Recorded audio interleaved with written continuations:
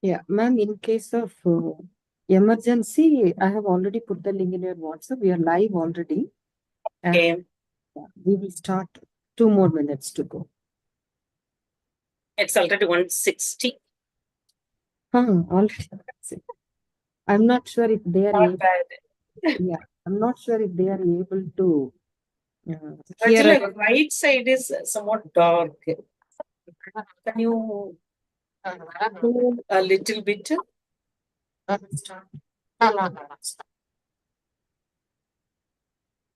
Yes, ma'am, you said something? Actually, your right side is so dark. So if you move a little bit, it can be all right, it seems. Let me try to put some light.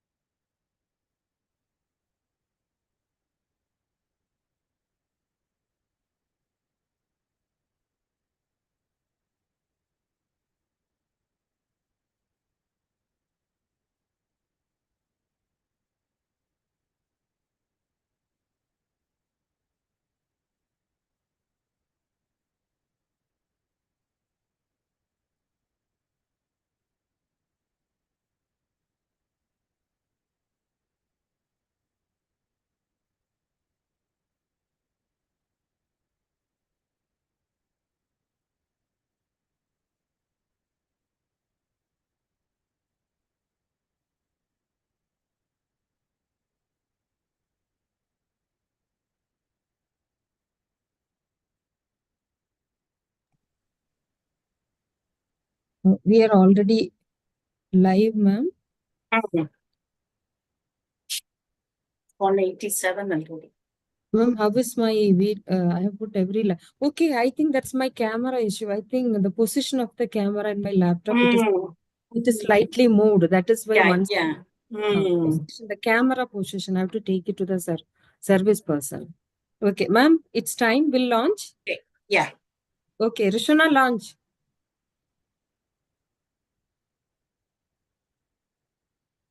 Mathusala, please, your video on.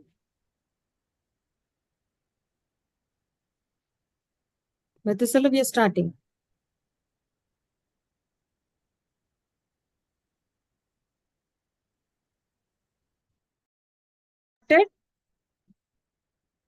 Rishuna started? Yes, yes.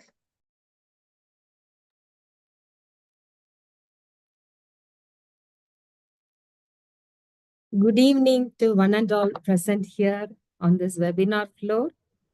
I'm Rajula, the Regional Manager for Global South Asia Center, Bangalore. It's an international forum committed to ethics in higher education. We thank you wholeheartedly for joining us for the first day of the FDP on ethics and values for teaching professionals and administrators.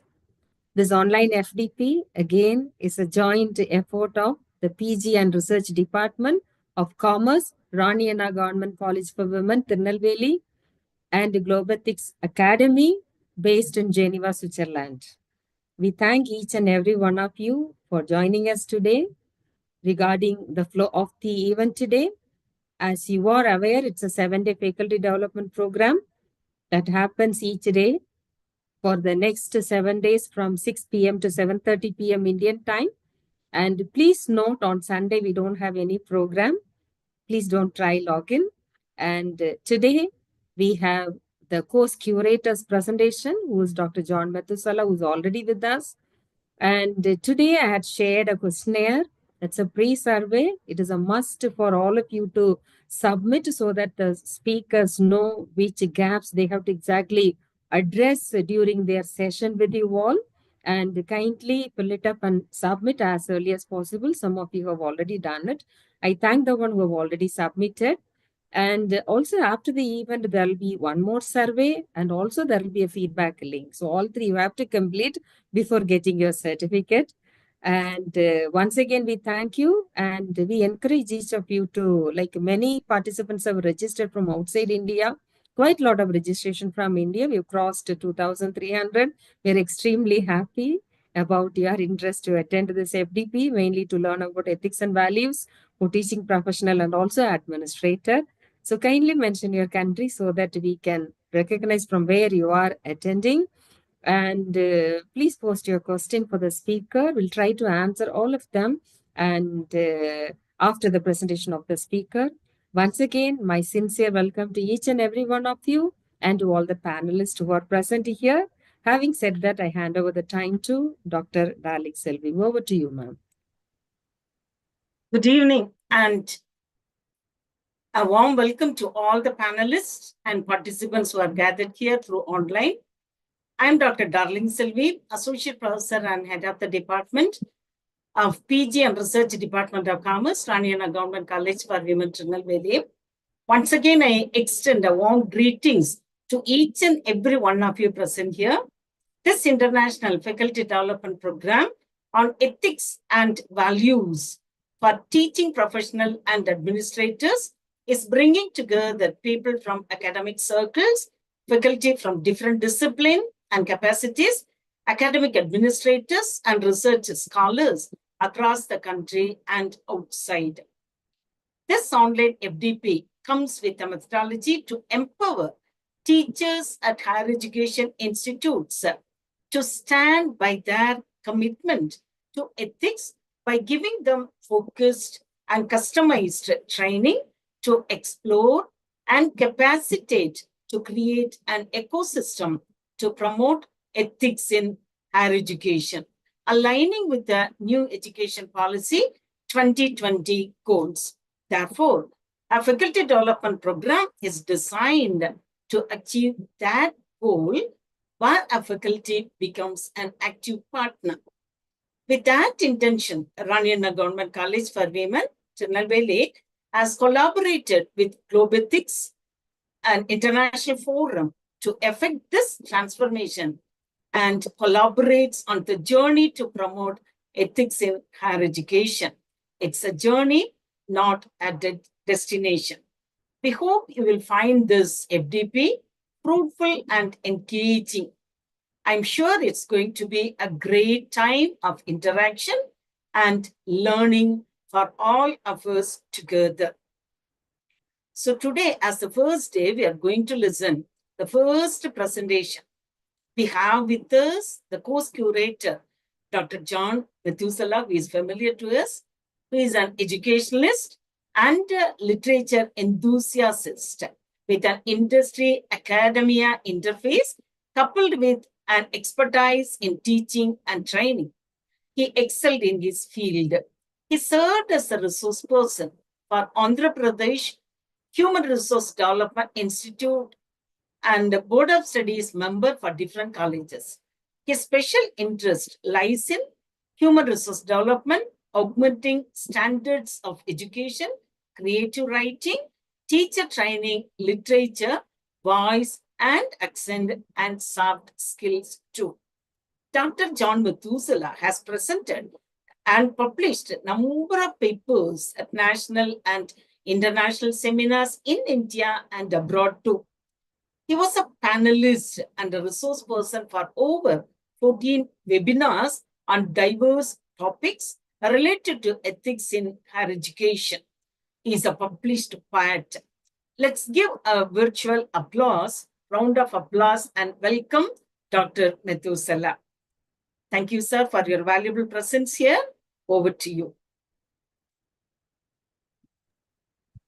Thank you so much, ma'am. Thank you for your kind words for me. And I thank Globethics, the regional director, Rajula, South Asia, and then Professor Darling Selvi. Thank you so much, ma'am. I think we've been meeting, and then I think after a long time, but still we met. And I'll be very happy to know the kind of participation that is there from different countries. And I've seen somewhere in the participants, Dr. John Brito. I don't know. Is he the MP joining? I don't know, because we have seen a fiery MP, John Brito, in the parliament. I don't know whether it is the same John Brito or not. But then I'm so glad and happy that we are here to discuss a very crucial thing that is meant for the universities. And I should appreciate each one who participated this, particularly at a time when people go back home and take rest, that too on a weekend. So it's great, actually, people meeting from 6 to 8 o'clock in the evening. That shows the kind of interest that is there in ethics in higher education. And I don't suppose certificate can attract so many people unless and until you have some kind of an interest in ethics. I was talking to different people for a while, and then somebody questioned me. Do you think faculty are still interested in ethics and the institutions are still interested in ethics in higher education? And I think your participation is a proof of that. I should go back and tell them how interested you are, and the number speaks, right? The number speaks for itself. And I should thank every one of you, and I appreciate every one of you for joining this uh, session. As the curator of this course, uh, I feel very responsible about promoting ethics in higher education of Globethics. Globethics is the only organization in the world which has taken up this as its niche area, a special area to focus on. Because, see, talking about ethics, we have NAC committee talking about ethics. We have UGC talking about ethics. We have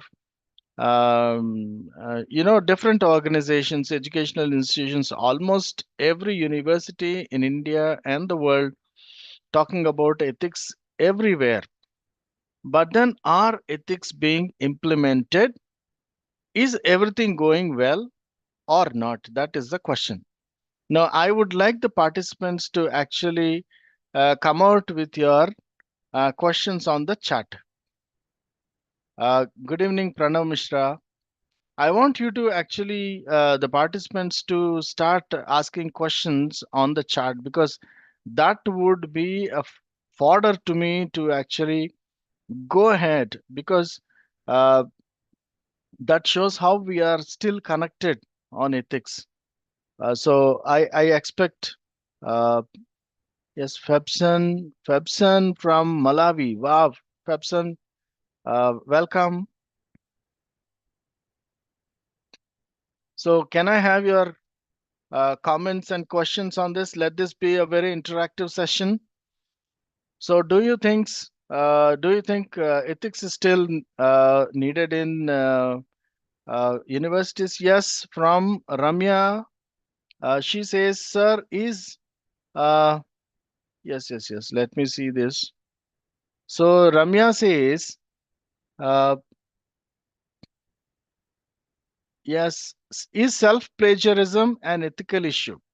Self-plagiarism an ethical issue. Yeah, that's a great point. Yeah, we will discuss that. We will discuss that. Then what else? Then what else? Yes, I think somebody has said yes, always yes. It is needed in university and even personal life. Yes, ethics is very much needed in the university and personal life. It is highly required. Thank you so much. And Balaji has asked, sir, does ethics play uh, uh, or what kind of role does ethics play to give effective teaching? We're going to discuss all these points. So whatever are coming from you, that's great. Your participation is great. Not only now, Sheikh, he says not only the education department, all sphere of life is needed. Wow, wonderful. That's great. And Dr. K, who is this? I can see only K here. How to promote ethics among the learners in the classroom in the present digital era, particularly after COVID? This is an excellent question. Then because we develop the next generation, yes, next generation we need ethics. Now, how it is benefited to a person? How does ethics benefit a person? Then, sir, what is difference between ethics and values? Dr. Hiren Day has asked, what is the difference between ethics and values? That's a good question. I think these questions need to be answered. Yes. So we will start with this question. What's the difference between ethics and values? That's a wonderful question by Dr. Hiren. So, Dr. Hiren, thank you for giving us the cue for today. Hmm? So, see, they are not two different spellings, but they mean two different things. Now, I would like to talk about other thing also. And see, first let us discuss these two things. What is honesty? What is integrity? Then we can talk about ethics and values. What is honesty and what is integrity? We keep talking about these things. So, suppose somebody has lost his or her bag, and or he or she has forgotten a bag in the railway station and is going away, maybe in a bad mood or something, and you saw that it is his or her bag, and you took the bag and gave it to her or him because everybody is watching you. So that comes under honesty. But if you question yourself, I mean, if you feel really happy about giving that bag to him or her, uh, and not sad because, you know, everybody was there, otherwise you would have actually taken whatever is there in the bag. So this is called integrity. So one is being true to yourself. Integrity is being true to yourself, and honesty is being true to others. Because the others are watching, we are honest. Most of the time, this is happening. Even in the universities and colleges, because there is something called NAC, or because there is something called no, UGC, the regulators are there, or AICTE or something like that, or ISO or CRISIL, because they are there, are the institutions trying to function that way, or are they trying to cater to what they need, or do they actually possess that character in them? So, the honesty and the integrity of the universities and educational institutions come into discussion now. Now, when coming to ethics and values, I would like to give you a very small example coming from, I mean, this will be a continuation from honesty and integrity. In every bus you see, this, let us give the seats reserved for women, is a slogan written in the bus. We see, right? Please let us give the seats reserved for women. And we don't sit in them, and some people still sit in them unless and until they are questioned, they are there. Now, not sitting there and giving the seat to women is ethics. And where does this value come from? I mean, because if we don't value, we cannot consider that as ethics. Where does the value come from? The value comes from our land, our, our land, the philosophy that we actually carry in India, for that matter, all over the world. So it is the conscience that harbors all these values, and from conscience comes these value. And this value, if it has to be given a particular uh, place, I mean, if it has to be practicable, if the value should be practicable, then that becomes ethics, because ethics can be, I mean, practiced. So the practice of values becomes ethics, and that's why you have that written. Let us give this seat to, give the reserved seat to them, or the seats reserved for women to them. There's another, uh, other incidents also I would like to tell you. Suppose so, the seats for the women are full, seats for the men are also full, but you find a lady with a child, with an infant, carrying an infant standing there in the bus, which is completely occupied. Would you get up and give a seat to her? What is that? It is beyond ethics, right? So that shows your values. That shows your values. Suppose an old man is standing there. He's unable to stand on both his feet because he has some arthritis problem or something, and is struggling there. You get up and give him a seat. That means you have values within you. Okay. And when you give him the seat, that shows you're ethical. Okay. So whatever is presentable is ethical. Now, uh, we will progress from here to the presentation uh, that is meant for today. Any questions this far?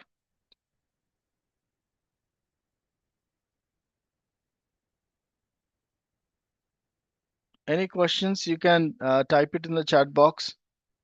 There are a lot of questions. I think you can complete your presentation, then go for the questions. And I've requested them to post it in the Q&A, and even in the Q&A also quite a lot. And if you pick up the question, lot of time for the presentation. So complete the True. presentation. Yeah, true. But then I would like to be very interactive, because the questions.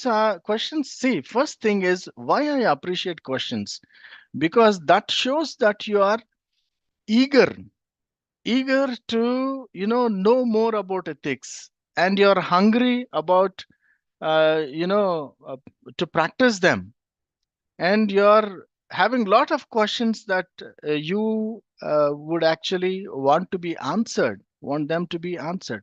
So there is a very good question here. We always talk about ethics by Nidhi Singh. We always talk about ethics, but do we follow? At any point we are asked not to follow ethics. True. At any point we are asked not to follow ethics.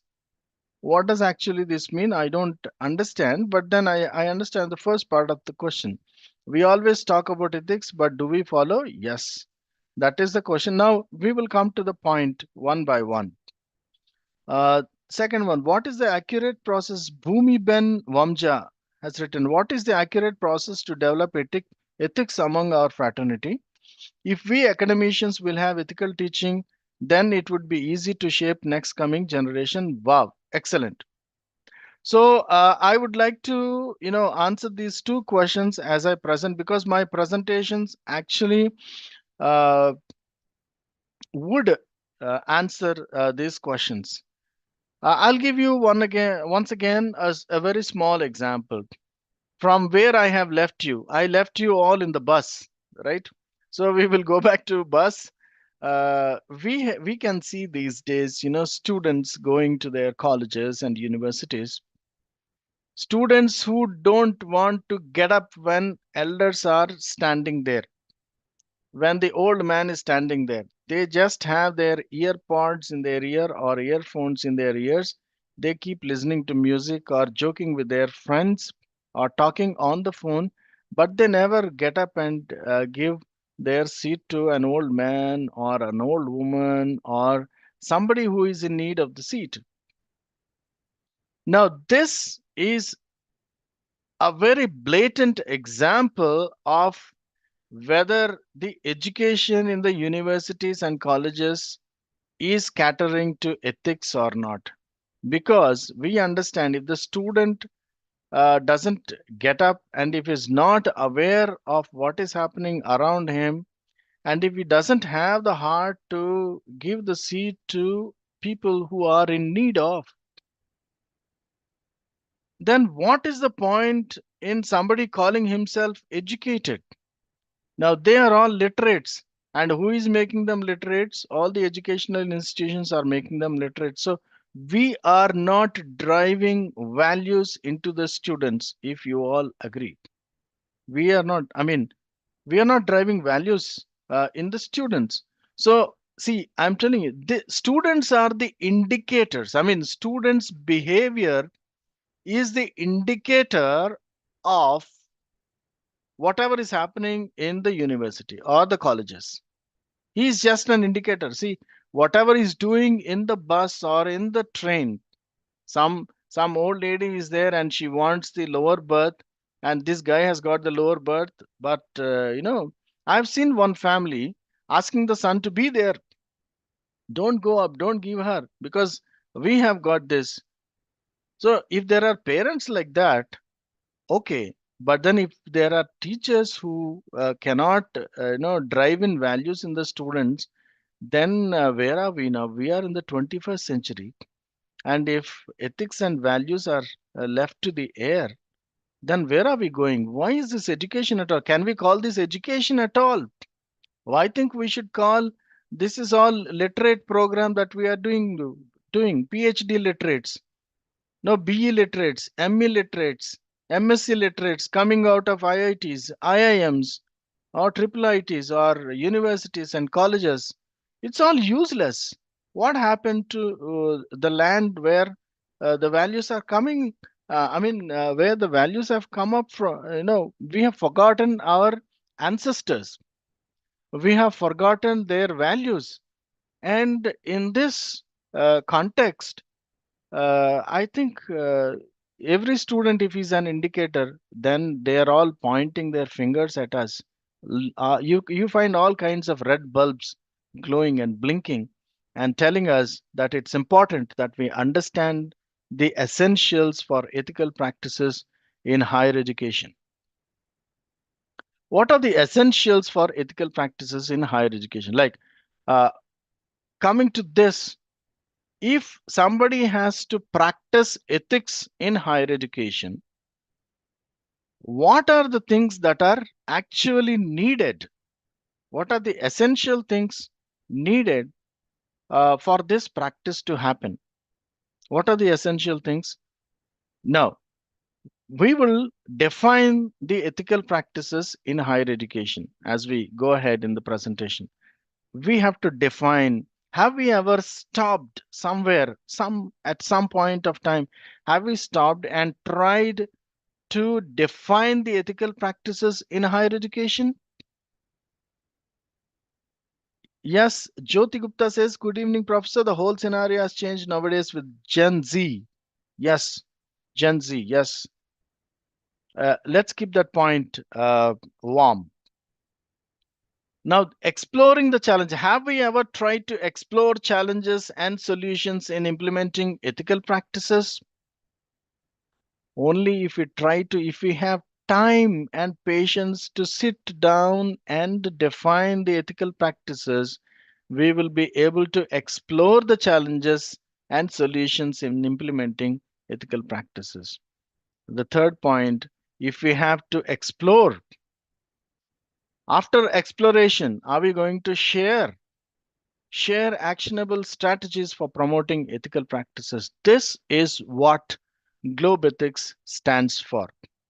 Globe Ethics wants to define, it wants to explore, and it wants to share the ethical practices in higher education. And that's the reason why we stand here in front of you online.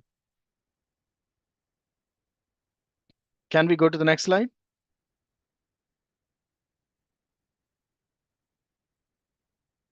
So how to define ethical practices in higher education?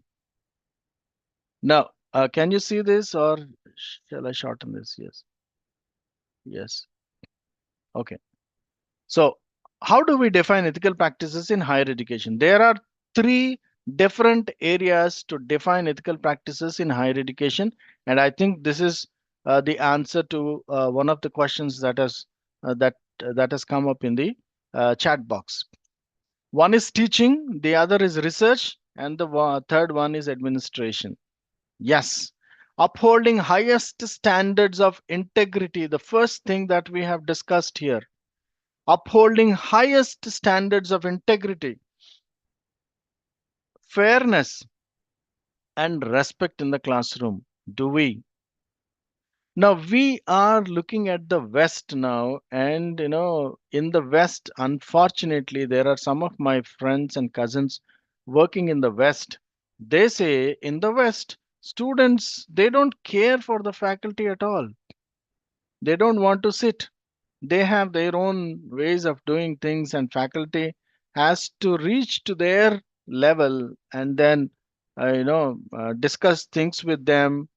And then we don't know, after some time the faculty will get caught, like getting caught in a storm, in the practices of the day by the youth, and then they are also lost. Maybe that's what Rudyard Kipling wrote in the poem. If he says, when teachers get lost, if teachers get lost in the post, what happens? So, are we getting lost? As teachers, are we getting lost? That is why we have this as course curator. When I was thinking of how this course could be, what came to my mind was, this is meant for faculty. That means the teaching faculty. First of all, are we questioning? Are we questioning whatever is happening in the teaching fraternity? Are we catering to what we have committed ourselves to? Are we walking worthy of the vocation wherewith we are called? So, upholding the highest standards. Now, can we all put our hand on our heart and say, this is happening? How many of us can do that? Upholding the highest standard of integrity, fairness, and respect in the classroom. Respect cannot be demanded. Respect can only be commanded. Respect can be commanded. And if we have to command respect, then ethics must be a part of the teaching. The teachers must show their integrity and fairness. And I will tell you where this integrity and fairness comes in. In the examination, thank you, G. Shiva. In the examinations, are we fair in the examinations? Are we fair in the examinations? Are we fair when we are giving marks? Are we giving the internal marks just out of a subjective evaluation or an objective evaluation? If it is a subjective evaluation, then where is integrity then? Where is integrity?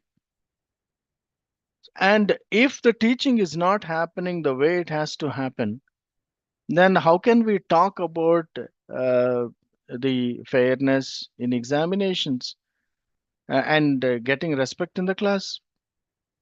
Now, this is a very huge topic. I will leave it for your discussion because we have to run through the presentation. But coming to from teaching to research, research is our own. Teaching where the student is involved. But research is our own. So conducting research with a commitment to the pursuit of truth is crucial. Now that is what I have highlighted there. Pursuit of truth. Are we actually doing the pursuit of truth, or are we pursuing something that can give us a degree? Pursuit of truth. If there is a pursuit of truth, how many truths would have come out by now? The truth shall set us free, right? Is it setting us free? Is the research setting us free, or is the research, binding us to things that we don't like? Many times, researchers, they do a lot of things which they don't like. So research, it has to be according to the guide. Sometimes they say, madam, whatever you say, I will do. And then finally, I have seen, so they submit the thesis. research is done somehow because of whatever soft skills are used. This is submitted. Once it is submitted, there are 10 different stages. Thank you, John Kennedy. So there are 10 different stages after submitting the thesis. And at every point, the first point that comes into play is the plagiarism check. Your thesis may get stopped there. In the 10 at the 10 different stages, I mean, if there are spelling mistakes or grammatical mistakes, even those are considered. Finally, the people who are evaluating those researches, those theses, they are the really feeling that this is a real thesis or not. If they don't feel, they will throw it back and say, do it once again. So until and unless you cross those 10 stages perfectly well, you don't know whether your thesis is getting accepted or not. So submitting the thesis is not the end of the game. The game has just started then. So if your research period is not ethical, if you have not pursued the truth, and if you have just pursued the favor of the guide, or if you wanted just to go ahead and present something which is not truthful, you know that for your heart, but you still have presented it, then can that come back after those 10 stages, or will it be stopped at those 10 stages? Many people don't get their thesis evaluated for 1 year or 2 years just because of this. It doesn't get completed. Where are we?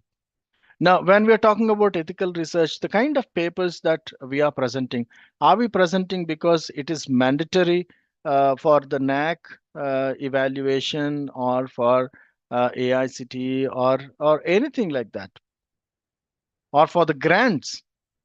Are we collaborating with the corporates?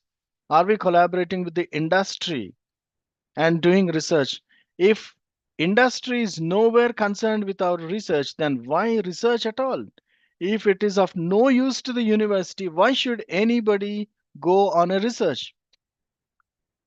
Yeah, kind suggestion. If the education department is allowed to function individually without any involvement, yes, John Kennedy, Dr. John Kennedy, you are completely right. So I think this calls for the autonomy of education department. Yes, definitely, autonomy is needed. Yes, Professor Lakshmi says for performance appraisal. True, for performance appraisal. No, we are becoming, I should say, event managers. Correct me if I'm wrong. We are becoming event managers, and we are not into the movement of ethics. Ethics means udyamam. It is a movement, no? But we are all becoming event managers, which is very sad. Yes, Professor Deval, thank you so much. So, pursuit of truth. No, we should, sit back and tell ourselves, am I doing this pursuit of truth? If it is not, then I think this research is going nowhere.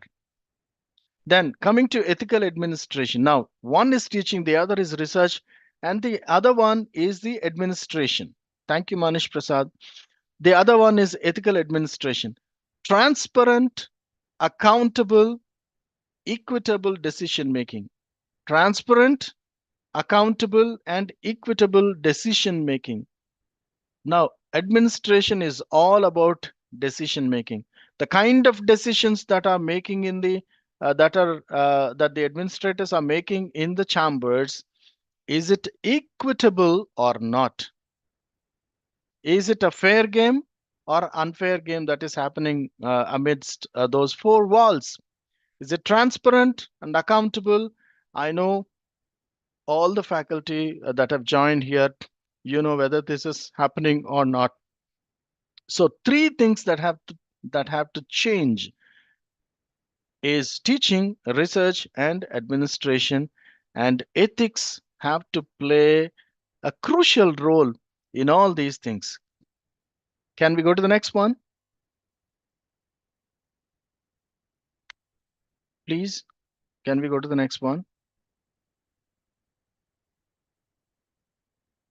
Yes, Professor John Kennedy. It's completely unfair game. Yeah. So importance of ethics in higher education. When we talk about this, now you have seen the picture here.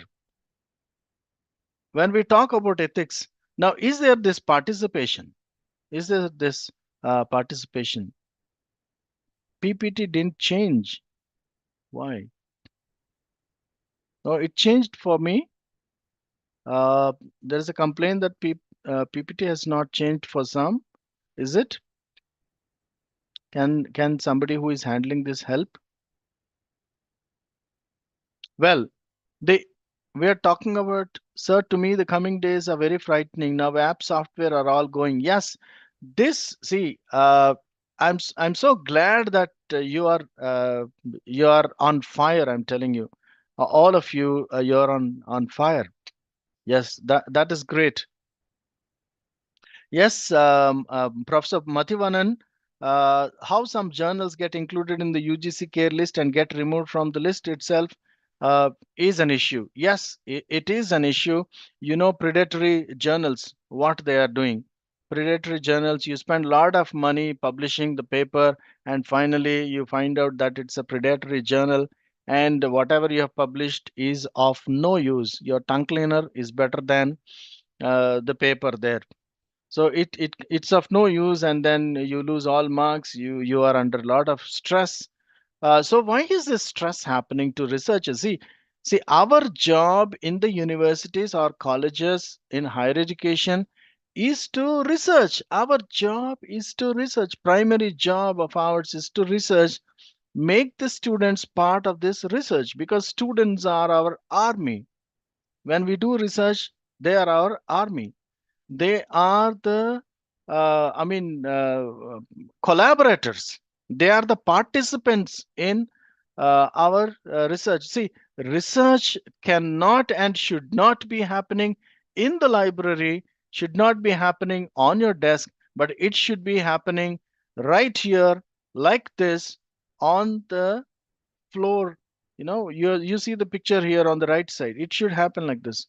So importance of ethics in higher education matters when there is a trust built in the academic community. Why ethics matter? Because when everything is ethical, there is a trust built in the academic community. If the academic community is trusted, then I think, and I'm sure 100%, everything goes well, right? I hope every teacher agrees to this. We, the academic community, we don't actually, we look for salaries later, but first thing, anybody in any industry, they look for trust. If we are trusted, then I think we can do miracles. So why ethics matter? Because it enhances institutional credibility and reputation. If the faculty is trusted, they come up with this true pursuit of truth, and that will make the institution credible and the reputation great. Just 2 days ago, I saw in LinkedIn about University of Hyderabad. You can actually Google this. University of Hyderabad has faculty uh, whose works whose works are quoted quoted uh, mostly in the research going all around the world. So in the first 2%, they are there. So their works are cited. So they are from India. So it's not like Indians don't know how to do it. We are doing, my dear. We are doing. We can do. Every one of us can do. Can do. Yes, Professor John Kennedy. Yeah, it is not realized. Yes, we have a lot of potential in us. One thing, we want to be trusted with our research. capabilities, skills, and then once we are trusted and we are supported, I mean the faculty, if they are supported, the institution will build its credibility and reputation. See, the greatness of the institution not lies in the building. It doesn't lie in its libraries. The greatness of building lies in the reputation of its faculty. And this reputation is possible when ethics matter. Then the guide's responsible for decision making, because ethics, it guides responsible decision making, like we talked about in administration. When we are making a decision about anything, if we are making ethical decision, that will never be wrong, I'm telling you. If you make an ethical decision in life or anywhere, I'm telling you, anywhere, just question, let us question ourselves, is this an ethical decision I'm making? If you're making an ethical decision, there is no pain at all. There is no pain at all. You will have the joy. So you need to uphold. Yes, Professor. Yeah, upholding ethics is very, very important. Then the impact that ethics has. Ethical impacts. It impacts the student growth and development. Student growth is not in height. Development is not in his weight. But definitely, I spoke about the indicators. What are the indicators to say that these are my students? So if they are my students, they are going to behave like this. Can we make a decision like that? So if we are ethical, then we can tell, see, wherever you go, my students will be like this. If you see some student doing like this, you must know that it is my student, or you must know that it's the student of our institution, our university, our college. Can this, now when we are impacting the lives of the student and the behavior of the student, definitely they will have an impact on the society, and it comes back to the university, comes back to the faculty who has made that happen. This is all magic, and this magic happens with ethics. Then faculty integrity and academic freedom. So ethics impacts the faculty integrity. We were talking about integrity when we started this session. Integrity, being, true to yourself. Faculty, if they are true to themselves, then pursuit of truth really happens. Pursuit of truth cannot happen if you are honest. Only if you have the integrity, pursuit of truth can happen, and the truth will set you free. That is what it says. Academic freedom. Academic freedom is only possible then. Then fair assessment and equal opportunities are possible. That would be the impact that would be created with ethical education at the higher education institutions. Yeah, Mona Lisa Datta, professor. Faculties must unite in the pursuit of integrity to bring excellence in academics. Yes, that you have actually spoken my mind, Professor Datta. Great. Can we go to the next one? Have you seen this picture on the right side? It is Vikram or Betal. These challenges keep coming. These challenges, you know these stories, Vikram or Betal, right? So Betal gives him a lot of challenges, and then once this challenge is done, then he will go back to the tree. I would like to share a small story with you all. You know, it's completely boring if this goes in a lecture mode. It seems there was a queen, there was a princess. So this princess wanted to get married. Her father wanted her to get married as soon as possible.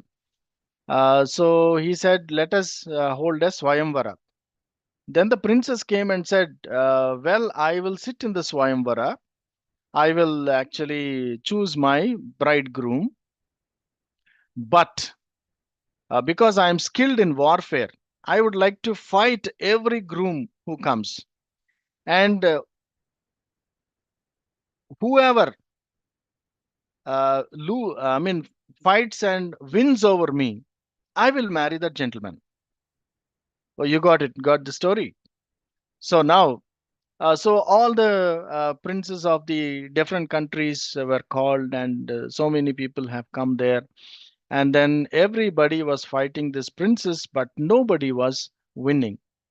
But there was one prince who was in the crowd actually, and then he was watching every move of this princess, and then he could understand how uh, he could understand her skills, her techniques, and how she is winning, and how she can be won over also.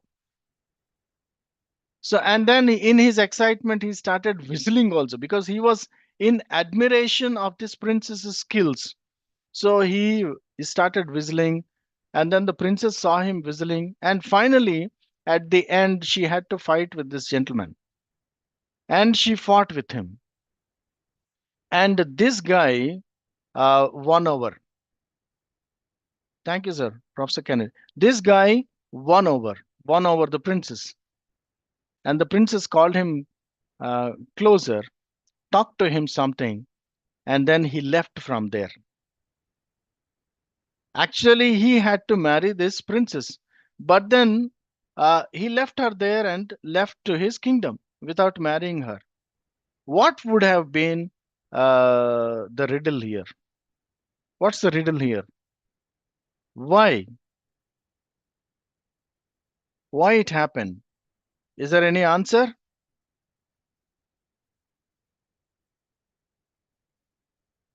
What did he tell her? Okay.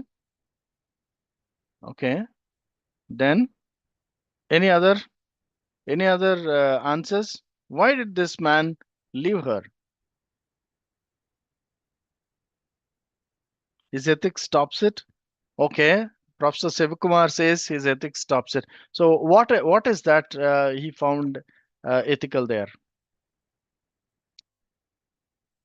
He must be looking now for a better competitor, maybe, because he has won over her.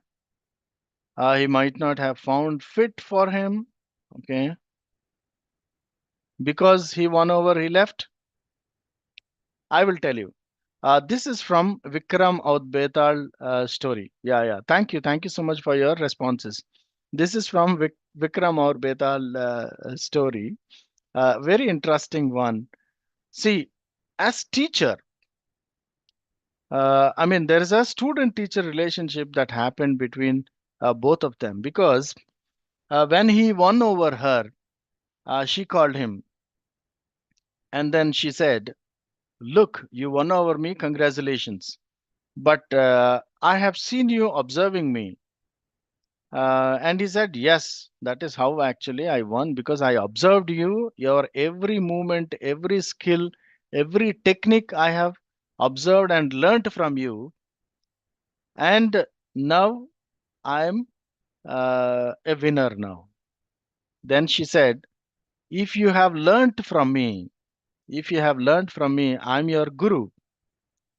And if I'm your guru Sishya relationship is like uh, parent student relationship, parent and sibling, parent and children relationship. So if it is this relationship, I will have been your mother and you are my son. So a son cannot marry a mother. So what shall we do now?" And this prince leaves and goes away. And Vikram and Betal story, the Betal runs away, back to the tree that where he's taken from. Now, the challenges in the Indian context are like this, you know. So we have a Guru Sishya Parampara. Yeah, thank you, Dr. Ajay. We have a Guru Sishya Parampara. We have these ethics which are, I think, which we are very fast, like we are forgetting as we eat fast food. Very quickly we are forgetting all these things. So when we talk about ethical challenges in the Indian context, there are these issues in governance, political interference in institutional autonomy. You know what it means. Nepotism and favoritism in faculty hiring and promotions. Does it not happen? It happens a lot. Nepotism and favoritism in faculty hiring. So faculty who are very sincere and who are having the capability, who have the skills, unfortunately, are paid very less, or their skills are not allowed to be used, or there is no way they can use their skills, and they are becoming wasted talents. And I see from Shalini Arora, John, your way of teaching is very good. Thank you. Thank you, Professor Shalini. Yes, see, the teachers are becoming, I mean, the talented teachers, the faculty are becoming wasted talents. You tell me whether I'm right or wrong. Because there is no opportunity to show your skills, to show your fire in research, to show your enthusiasm in the practice of ethics in the colleges and universities or in higher educational institutions. You are, or we are as faculty, becoming wasted talents, and we retire as wasted talents, and all the life is wasted. What we get, whatever money we get is actually, it doesn't give any satisfaction at the end of the day. So, Professor Ashish, thank you so much. So, research ethics, when we talk about this, the challenges to the research ethics, there is a pressure to publish leading to plagiarism. So, when the institutions pressurize the faculty to publish, and all we have discussed now earlier, we are becoming, prey to the predatory journals. And because we are under pressure, we, without knowing, because see, this pressure is making us unethical, and then that is how plagiarism is coming into play. I don't think anybody wants to plagiarize. We don't want to leave the leftovers of somebody, right? We don't want to eat the leftovers of somebody, but we are made to do that because there is a pressure to publish. And how can we get out of this? There is a problem. See, I'm here to give you the challenges. I don't say things can be changed overnight. And I don't say all that is bad, so let us resign and get back home. No, we have to be in the system, and we have to see how we can actually reconstruct the system. Reconstruct. So we are talking about research ethics. Can we do a small research into how we can reconstruct our institutions as ethical institutions? How we can reconstruct our classroom as an ethical classroom? How we can reconstruct our delivery in the class as ethical delivery in the class? Can we reconstruct the evaluation, testing, and assessment being done in the universities ethical? Can we do something about it? These are all challenges. See, Vikram always went for this Betal, though this gentleman Betal is actually escaping every time. He gets an answer, he keeps escaping, but still Vikram goes back and gets it back. So do we have that grit in us? Can we do that? Thank you, Dr. Srinivas. So can we go back and then bring him back, bring the challenges back, or shall we leave the challenges wherever they are? So it is time, as teachers, I think, as teachers thinking of ethics, I think it is our primary responsibility to take up this ethics and ethical challenges in our day-to-day life. See, if the soldiers are fighting on the border, we say that that is their responsibility, their duty.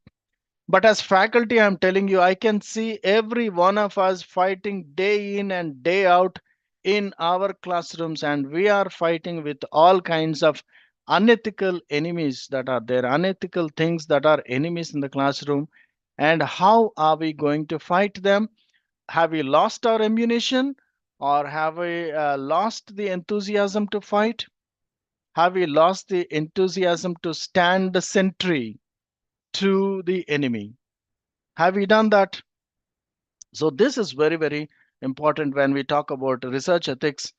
So lack of adequate funding is affecting research quality. True, lack of adequate funding is affecting research quality. But then, can we go to the industry and ask them, see, we are doing research that would benefit the society, benefit your company. So how can we collaborate? So are you going to fund this? Because in the universities and colleges, I have seen there is a department for collaboration with the university, and then the professors can go to university, talk to them, get some grant, and whoever gets more grant will be given a very grand reception there. All this is happening in the universities. So all this, are we doing only for the grant, or is there something else? Thank you, Professor Shiva.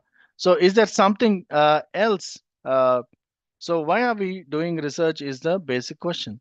Then access and equity. Ethical challenges in the Indian context gives us the access and equity issue.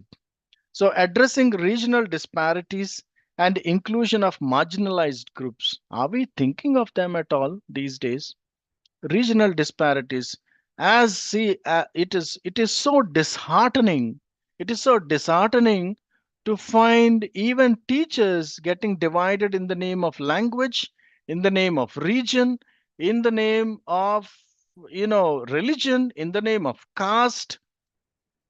When we are like that, then how can this be inclusive? If we are not inclusive, definitely we are not ethical. If we are not inclusive, if we are still thinking of religious divide, if we are still having the stigma of caste, if we are still having the stigma of region, language, a color, the shape, the features, and all that, then why are we calling ourselves as ethical? And see, ethical, like somebody asked me in the beginning, inclusion of marginalized group, we are actually marginalizing ourselves when we say, when we actually form into groups, in the caste groups, into religious groups, into college groups, into different kinds of groups. So we are actually marginalizing ourselves. So is this ethical to us? So I think we all need to be broad-minded people, not fraud-minded, right? And teachers cannot afford, as teachers, we cannot afford to be unethical. We cannot afford to be, fraud-minded. We can only be broad-minded, and that is our character as faculty, and that is what makes us truly, truly ethical. Yes, Professor Kennedy, we have to be above all these things. Can we go to the next slide? These are all challenges. Can we take up these challenges? Then regulatory framework for ethics in India. We know UGC guidelines. We all follow the UGC guidelines. So ethics in research and publication, anti-plagiarism policies are there, but we have our own way of doing it.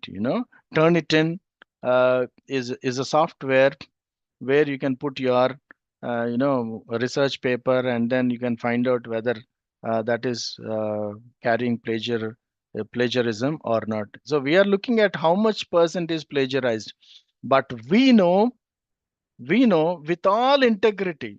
Integrity means having your hand on your heart. That is very easy to say. Integrity means having your hand on your heart. Can you say this is not plagiarized? Then you don't need turn it in.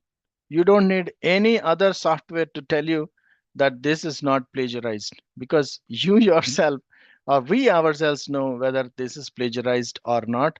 Under pressure, let us not go into this and then become finally, see, we teachers are, we are called people in the noble profession. If it is a noble profession, then can we go for plagiarism? Now, statutory bodies are there. NAC is there, AICTE, NIRF. Their role is to ensure accountability. Are we accountable? We are talking about transparency, accountability. Are we accountable? Are we not accountable? If we are accountable, then we are ethical. Then legislation, the Prohibition of Unfair Practices Act is there in the university. Is that being followed? And POSH Act, in simple terms, it is about anything against women. No, if people are doing anything against women, trying to insult them, trying to coax them into, giving any kind of favor, then they can actually report. This is called POSH Act. So regulatory framework in for ethics is there in India, but are we following this? I think we have committees in the university. Anti-ragging committees are there, whatnot. All kinds of committees are there. Women committees are there. Many committees are there, but are they functioning or are they just meeting once in a while? That's why I called. We have become event managers, sitting there once in 2 months or 1 month, sitting together, having nice samosa and sweet and tea, coffee, have nice time, discuss one or two cases, and then say, "Come on, we cannot change the system," and go back. So all the samosa, tea, coffee, they are all, they have all come in just to say that we can't do anything, situations we can't change. Only we can change as faculty. Can we go to the next slide? Yeah, principles of ethical practices. What are the principles of ethical practices? Fairness, equal opportunities for all stakeholders. Students are stakeholders. We faculty are the stakeholders. The industry is the stakeholder. Society is the stakeholder. Parents are the stakeholders. So we are having this entire gamut of stakeholders, and then equal opportunities must be given to everyone. This fairness is very important. Then transparency. Transparency when it comes to testing, evaluation, assessment, promotions, what not. In everything, is there a transparency, open communication, and accessible policies? Policies, are they accessible or not? Then accountability, mechanisms for addressing grievances. There are a lot of grievances which are going unaddressed and we retire. Please make a WhatsApp group and share the PPT. Thank you, Professor Julius. Yes, see, this accountability we don't find. Then creating an equitable learning environment. Yes, learning environment, is it equitable? Is it inclusive? Is it inclusive?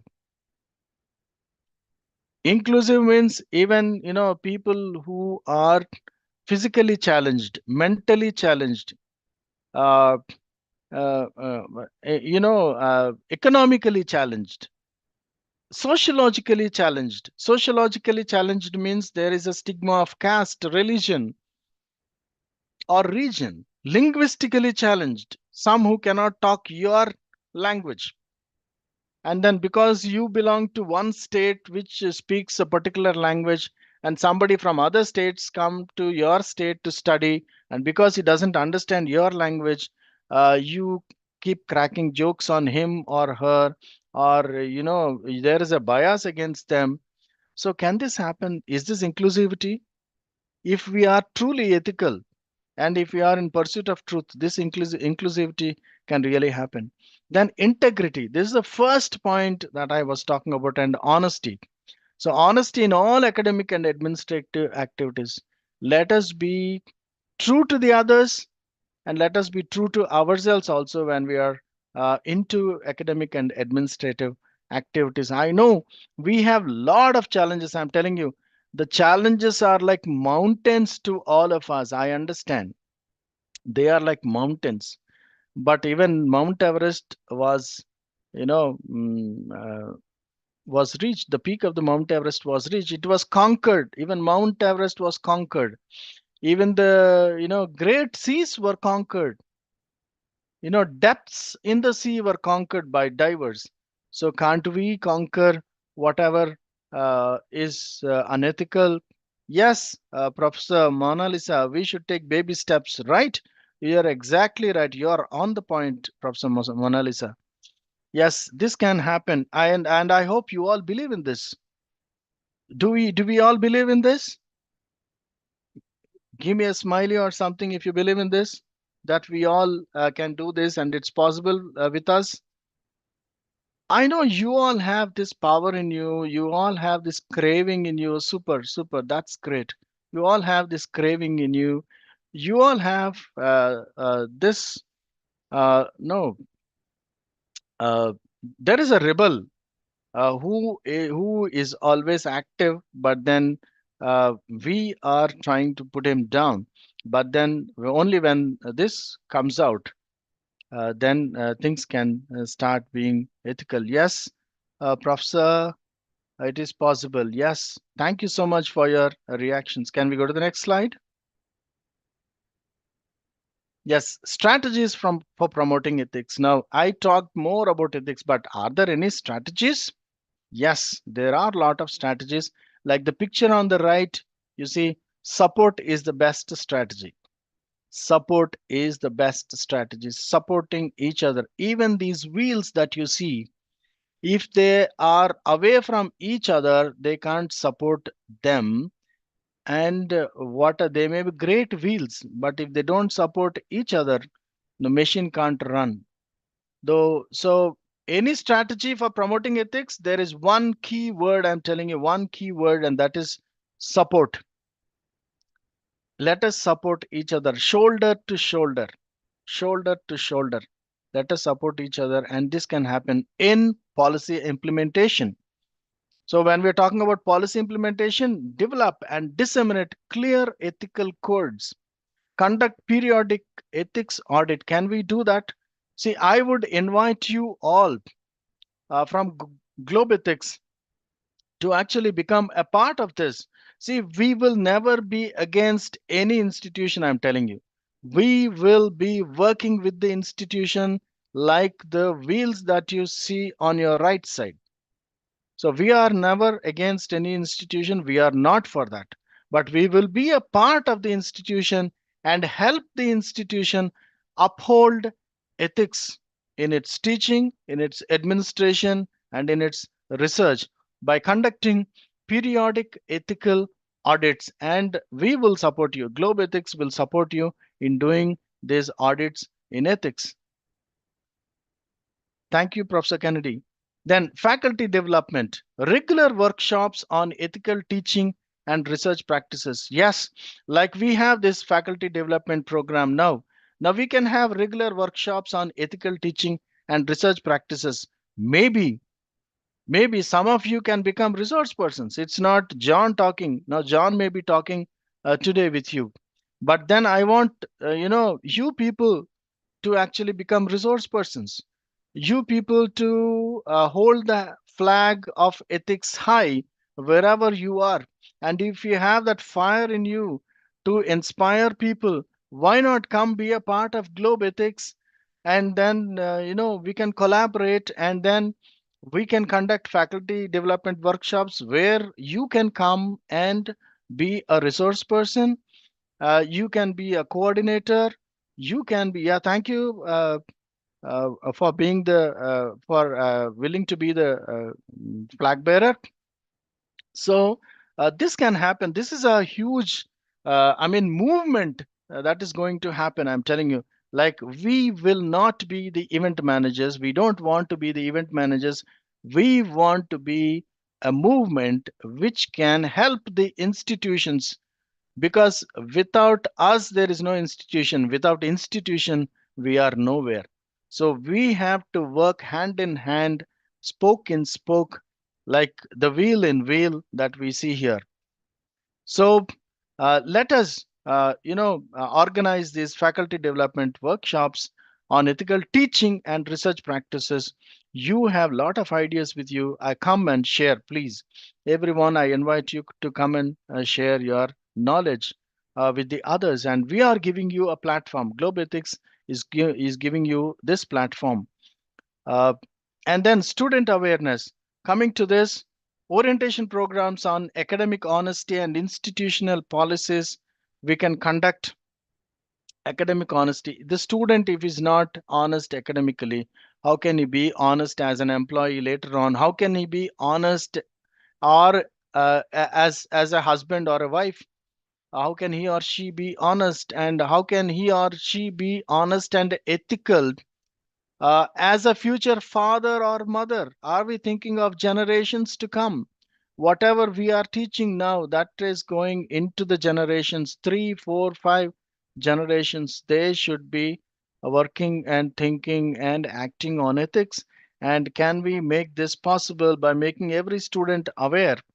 For this, we have orientation programs, and you can be a part of this. You can give us ideas, you can share your ideas on how we can go ahead with this, and then how we can actually influence the institutional policies, being a part of the institution and never against any institution. That's not our policy. We want to be with the institution and work with the institution, because what I have seen is, see, every institution, like every you and me, we all want to be ethical. All the higher educational institutions want to be ethical, but they have their own pressures. They have their own, pressures. They have their own indicators to be shown to get certified. All that is there. But can we tell them, sir, please don't worry about all these things. We are here to do this. Can we show something like that? If we can do that, I'm telling you, India would become great in the next.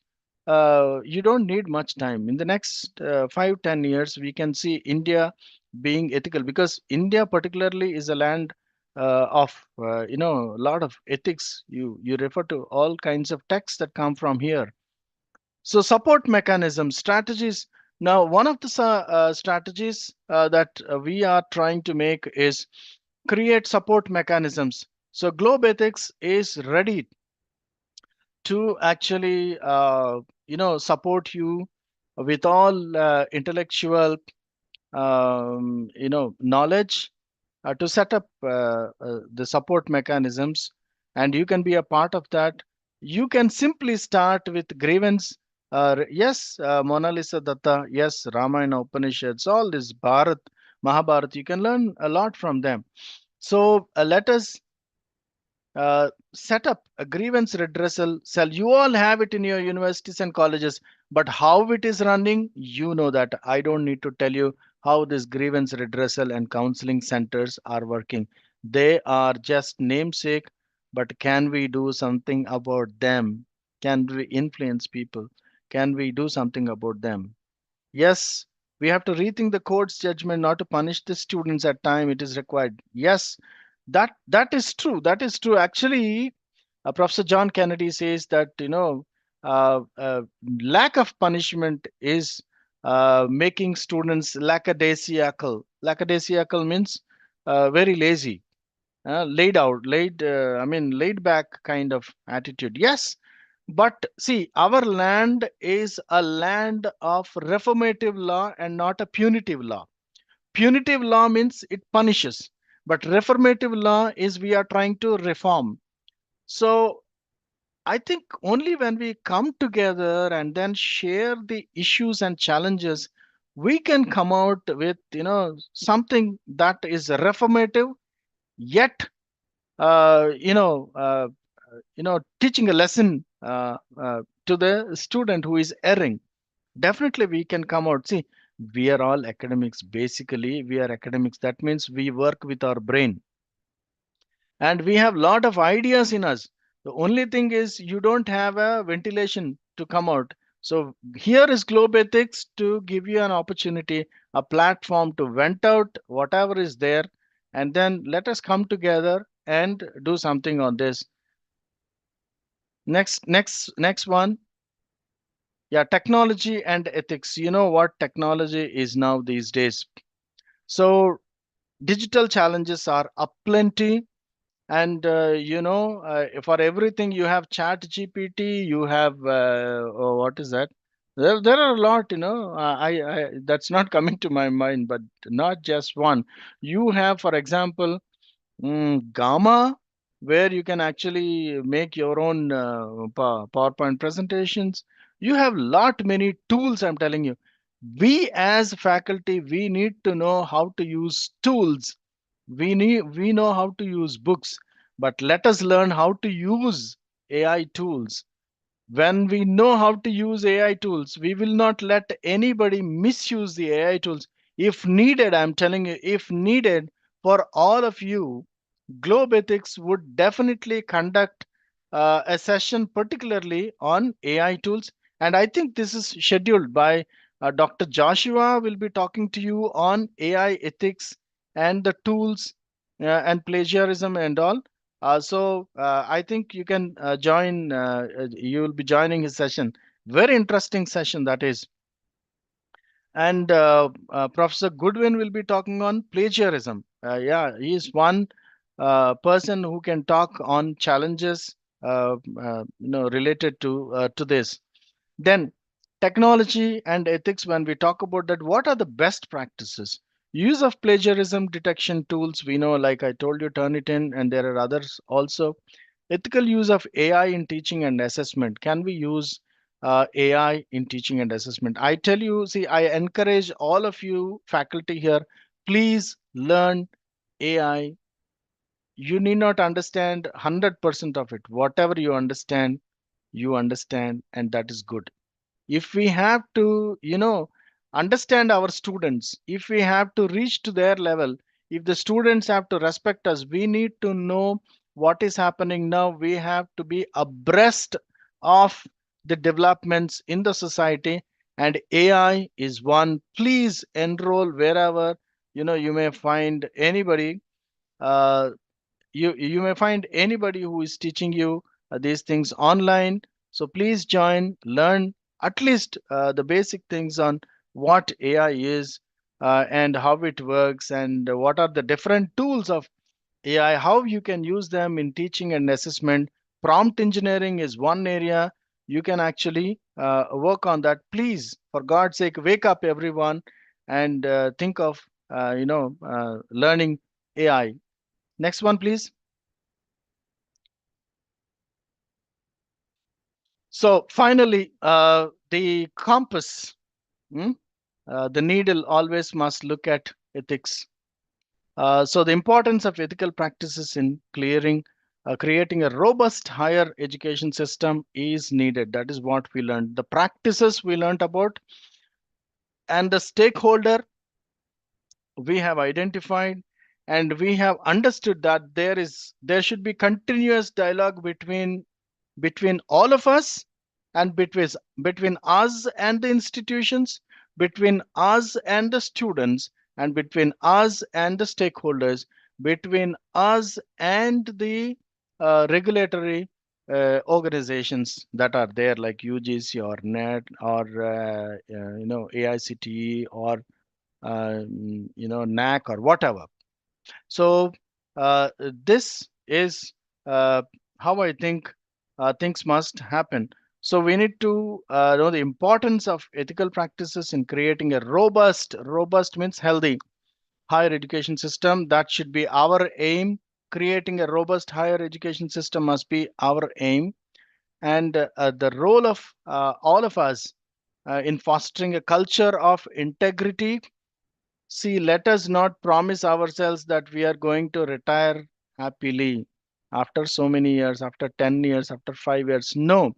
If we see, I'm telling you, every parent, children are not settled well in their life, can the parent be happy? Is it a successful life for the parent? If it is not, if our students are not living an ethical life, if we have not contributed anything to the practice of ethics, which we are the custodians for, we are the custodians of ethics. Teachers are the custodians of ethics. I hope you will all agree with me. We are the custodians of ethics. And if we leave it, then who will take it? Tell me. Who will take it? So let us encourage continuous dialogue on ethics within our institutions, right? So let us know, this always comes to our mind. What can we do? One talk, and then you may feel fired up, and then maybe next time you see something going wrong, you think, okay, it's not my cup of tea. I can't do this. No, it's not possible. No, I think we should all be inspired to be ethical.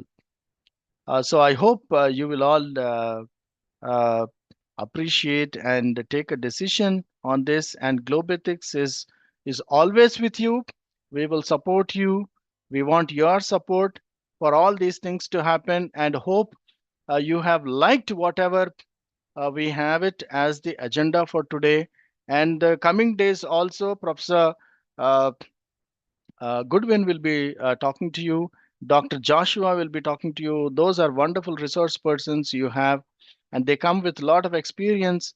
And so you will really feel that there is some value added, and also because you will be a part in the future, you will be a part of Globethics, and we want you to be partners in whatever we do.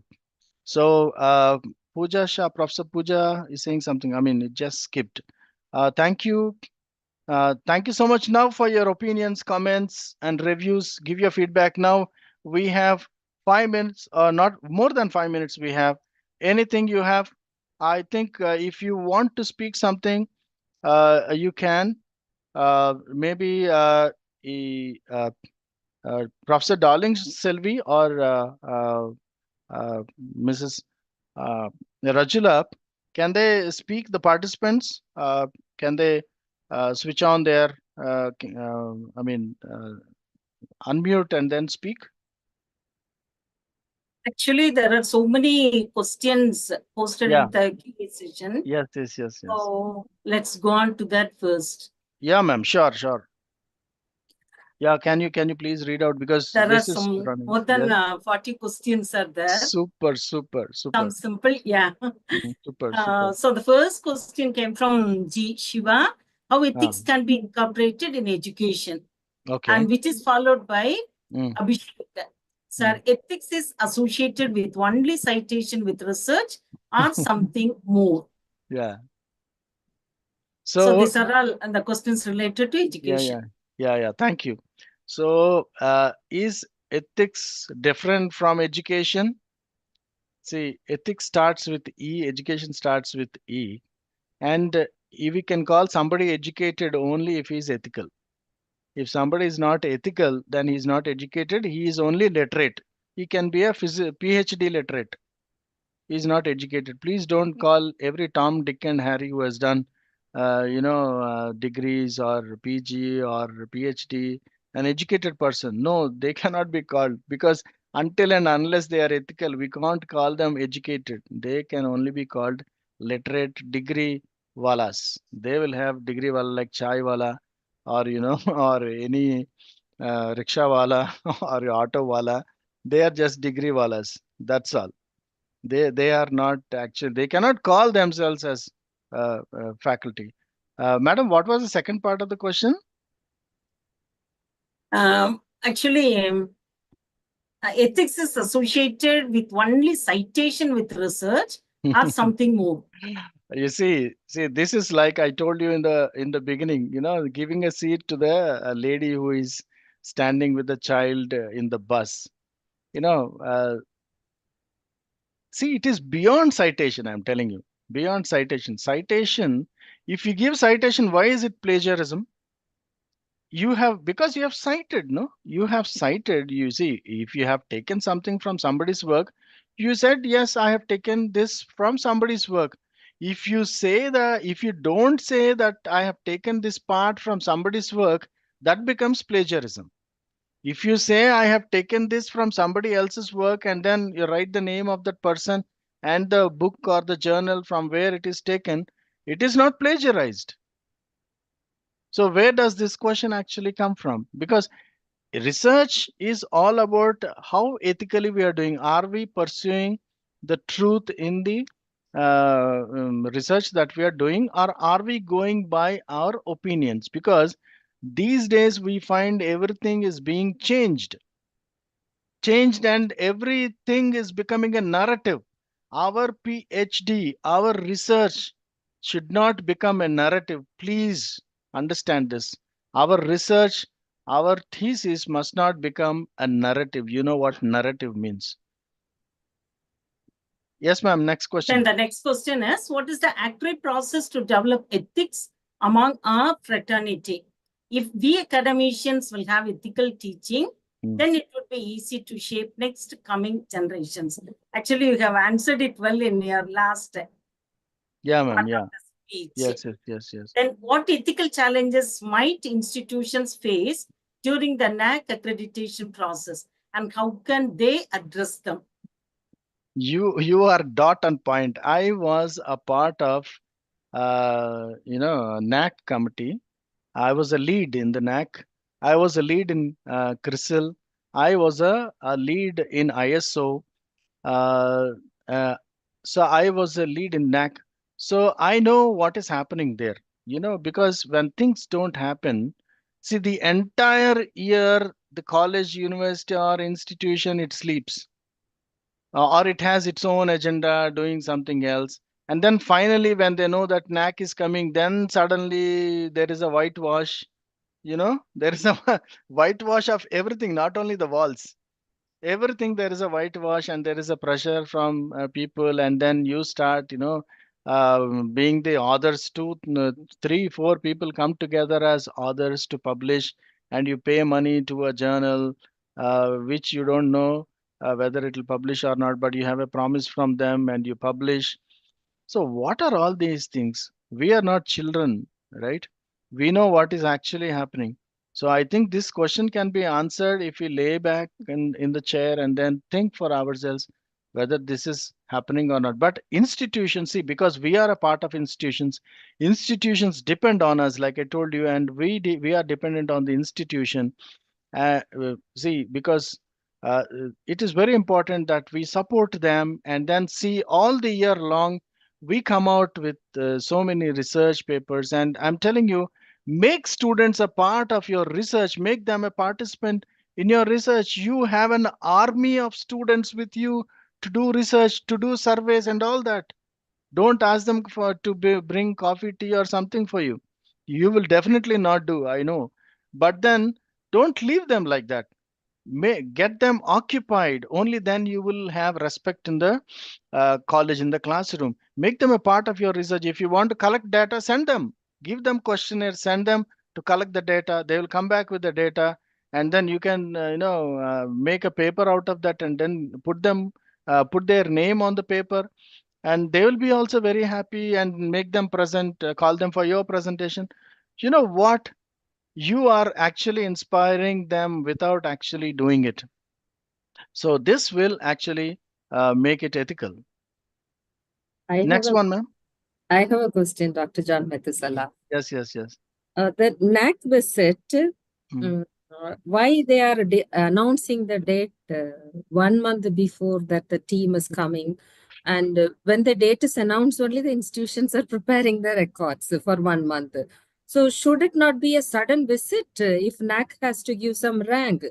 And why they are giving 1 month time, and then every fake record is produced in that No, 1 month time? no, Teachers 10 p.m., 11 p.m. in their institution right. produce No, record. but see what happens. No, if NAC doesn't give that 1 month time, NAC will have to become unethical. You know what I'm saying? NAC will have to become unethical if they don't give that time. 1 month time is very much needed. See, because see this all this is a part of the system and they know how the system works. So at least 1 month before they come, they tell them because they want everything to be clean and neat. And once they come, that whatever is clean and neat must be presented to them. No, but then why during exam the squad comes all of a sudden to catch the ones who are copying? And I think yeah, it should be the same, right? Inspection is to be announced. Yeah, So the institutions they are supposed to be ready with all their records. How come every day I'm teaching 100 students when NAC comes, I'm showing 3 different files as if 3 teachers are working? Right, ma'am. Actually, see, your question has a wonderful answer which will sum up this session. I'm telling you. You have asked a wonderful question. See, if every faculty thinks like you, and if every faculty strives at least for 1 year, let us say for this year, for 1 year, they strive a lot and get ready with publications, papers. They focus their mind only on publications, and all that. See, because ultimate and then they get published. Why should the institution search for whatever is not there? What is the institution searching for? See, NAC guidelines, every one of us know, right? What NAC asks, we know. NAC asks for mostly the research that is going on, right? And of course, the infrastructure. Infrastructure, the management can take care of. But whatever is there in the journals or, all these research papers and all, they cannot do that, no. So if we do it willingly and taking it as a challenge, then I think institution will be very happy. If the institution is very happy with what we are doing, then we need not be afraid about NAC, right or not? We see institution is afraid means now they fall on the faculty, because if faculty cannot produce all these papers, research papers, and if the teaching is not ethical, then you can't expect good result. And NAC definitely asks for good result. What is the result and how many are placed? How are you doing admissions? Is there a way to do these admissions? So all these comes into play. So I think we can set our own standards. You actually, Globe Ethics is thinking of making clusters from the universities, a small caucus in the university, so that they can help the university practice ethics in every sphere. We need to network, which Professor Goodwin is very good at. I mean, he will tell you how to do that in the sessions to come. Okay, sir. Most of the questions are related to the application of AI tools in the classroom that you have already discussed. One different question is from Sujata. In schools, we have moral classes. Here in higher educational institutions, how can we inculcate ethics to students? In schools, we have moral classes, but there's no moral classes in the higher education. Unfortunately, if the world around is not moral science classes are just classes where students sleep. I had moral science classes in my school time. We had nice stories. We heard those stories. But see, internalization of moral is different from moral, right? So when I told you the first example of a young fellow getting up and giving a seat to an old man or a lady with a child or a pregnant lady, if that is happening, then I think everything will be happening. That student, imagine the kind of student who does that. Will he not be studious? We are making responsible students. So ethical teaching actually will make students more responsible. And being more responsible is more ethics. Responsibility is nothing but an expression of ethics. If somebody is responsible, then definitely somebody is ethical. Thank you. So I think that's all with regards to the questions raised. Yeah. Others are common questions only. Mm-mm. So it's almost time. So let me take this opportunity to thank Dr. Mathusala for the wonderful deliberations today. Actually, we learned lots and lots of lessons and inputs today. Integrity is true to ourselves and honesty is true to others. It's a great learning with examples of bag and seats in the bus and trains are simply an eye-opener in our day-to-day life, challenging educational system also. Fairness for the conduct of test. The truth will set us free. That's for research. Transparent and equitable decision-making from the administrator's point of view are essential and imperative. Ethical impact on students is vital in terms of practical behaviors. The illustrations are really exciting. Though the issues in governance are not in our control, the nepotism and favoritism are heartbreaking too. Technology is imperative, yet impressive. One needs to abide with the ethical aspects. We assure you, sir, we will try our level best to reconstruct the current scenario and bring back the ethical standards in the higher education. And we never discriminate the students in terms of religion, caste, color, shape, etc., etc.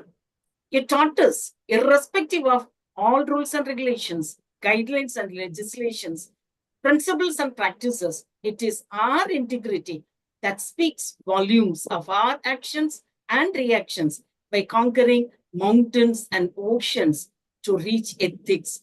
We are ready to be the wheels to roll and turn around, to move and to fix the wheels of ethical support to the needy. We too agree with you that we are the custodians of ethics among our students' community. The talk was stimulating and motivating. We are fortunate to have you here today. Having you has been a feather in our cap. Thank you so much for sharing your precious knowledge, time, and expertise with us in this webinar on the first day. Thank you very much, sir. Thank you so much, ma'am. Thank you, Darling Selvi, Rajula. ma'am. Thank you, Rajula. Thank you, Globe Ethics. And thank you, Rani Anna College and all the faculty who have joined. And thank you so much, especially for the ones who have responded so well. And I'm expecting you all in the days to come. I mean, in the sessions to come. You will have wonderful sessions in the days to come. And we will have a great network. I promise you, we will develop a nice support system with Globe Ethics. Thank you so much. Bye bye. Thank you. Mathusala. Today, I think it's a very different day. And the Zoom is even now, it's full, it was overflowing. So we had launched it live on YouTube, and even there, a lot of questions and comments. So I really don't know whether we have been fair with the participants today. Still a lot of questions and very unusual today. Each time participants used to mention their name and also institution and then the place. But today I think hardly like 2-3 introduction. The rest of the messages in the chart, they are all like, the bubbling concerns, the burning concerns within them. That is what has come out today. So it's very different, and then like it's motivating, encouraging for me to have a longer session than 1.5 hours. And hopefully during a talk also you have covered actually some of the questions. Yet I think still, that means that much misleading is happening. And artificial intelligence is adding, more to that one, and they're completely confused and they need clarity. And then, they have to discern. They're in a system which is misleading, and then like a, blind man's show. So what I understand is today's session has served as an eye opener for many of them. And then I'm happy that this, at least in this online platform, they are able to express themselves. And how many platforms like this available, like without ethics, there will be chaos for a very, basic life in a village. If ethics is not there, it's a big question. There will be only painful stories. Hurt people live with the hurt. So ethics should be the base, whether it's a village or an institution or a society. And then you really started with the example in the bus, and then what else can really teach them something nice than, like very ordinary example, but teaching great lessons. So I'm really grateful, and probably we should do more and more and more like this. And I want more institutions to come forward, to work with us to spread the concern. And then, like today's world, everyone is, like as part of this education system, as a research scholar, and lifelong learning happening. And even when you are a professor, your learning continues. Every year you have to, submit 3 to 6 research papers. You have to publish in lot of that demanding it is. But one thing, they are lifelong learners, and ethics has to come in from the person. When a person born in this world till the person dies, without ethics, there is only chaos, and it will be misleading. There won't be any peace. Peace, justice, all connected with the ethics. So thank you so much for being so good with the Globethics and with the participants today. Thank you so much. Thank you. Yeah. Having said that, I thank Raniana College, mainly Dr. Darling Selvi, who is a pillar from that institution, always extending unconditional support to Globethics to promote the concern of ethics and values in higher education. I respect and thank each participants who joined from all the states, from India and also outside. Thank you so much. And tomorrow again, we will meet exactly at 6 p.m. Indian time, and we will meet again. Thank you. Bye. Bye-bye. Thank you, ma'am. Dr. Darling Selvi, ma'am. Thank you, ma'am. Thank you, sir. Thank you so Thank much. you. Thank you, Rajula. Thank